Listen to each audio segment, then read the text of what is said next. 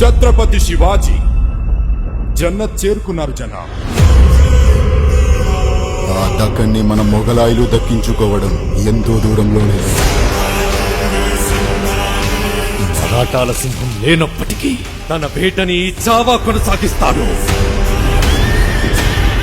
మరాఠా సామ్రాజ్యానికి వ్యతిరేకంగా ఎవ్వడు ఆలోచించినా చీల్చి చెండాడుతాను.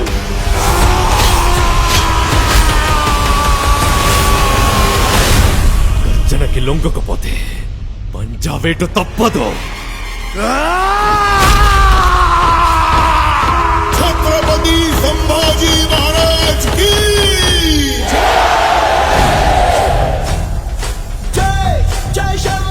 ఈ యుద్ధం స్వరాజ్య సాధన కోసం చేసే యజ్ఞం. ఆ మహాదేవుని సాక్షిగా ప్రతి పౌరుడి సంరక్షణే మన లక్ష్యం. స్వరాజ్య స్థాపన సాక్షాత్ ఈశ్వరేచ్ఛ.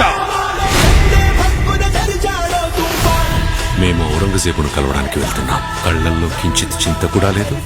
భోన్స్లే వంశంలోని ప్రతి మగవారు ప్రళయంతో సమానం. పర్వతాలే అడ్డుకోలేని ధాటిని కంకర్రాలేం చేశారు.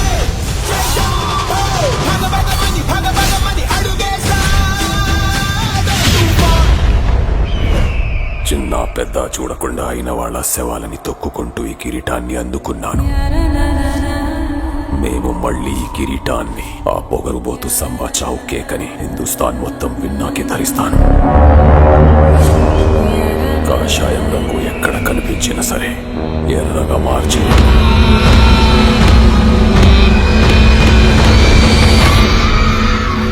సమయం ఆసన్నమైంది. మెరుపు దాడి చేద్దాం. ఔరంగు నిరంకుశత్వాన్ని కాల్చి బూడిద చేద్దాం. ప్రత్యర్థులు ఎన్ని పండాగాలు పన్నినా సరే ప్రతి వ్యూహాన్ని ఛేదిద్దాం. ఛత్రపతి శివాజీ మహారాజ్ స్వప్నాన్ని సాకారం చేసి తీరుతాం. జై భవానీ. నమః పార్వతీ పతయే. హర హర మహాదేవ్.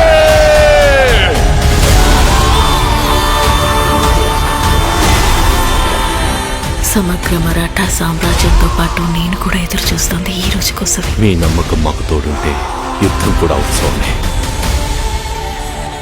వీడిని ఎలా హింసించాలంటే చావు కూడా వీడిని జాలిపడి చంపాలి. ఆ చావు నా కాలిగచ్చ కట్టి రుద్రతాండవం చేస్తాను. నా చావు ప్రతి మరాఠా ఇంట్లో ఒక శివాజీని ఒక సంభాజీని పుట్టిస్తుంది. కానీ నీ చావు మొఘల్ సామ్రాజ్య పతనానికి పునాది.